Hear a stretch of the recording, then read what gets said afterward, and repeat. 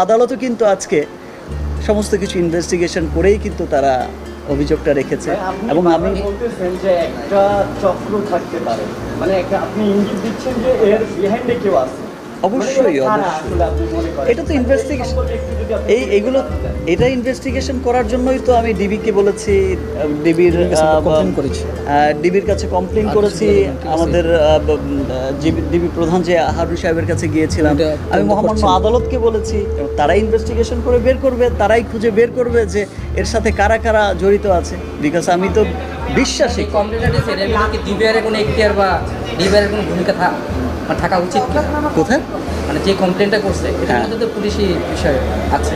DB আসলে কোনো বিষয় আমি পুলিশে তো প্রথম গিয়েছি, পুলিশ সেই কমপ্লেনটা তখন সেই রাতে যে নেয়নি সেখানেও তো আপনারা মিডিয়া কর্মী ছিলেন এবং আমরা সবাই তো অনেকে সেখানে অনেকবার মর্মাহত হয়েছে যে তারা কিন্তু যে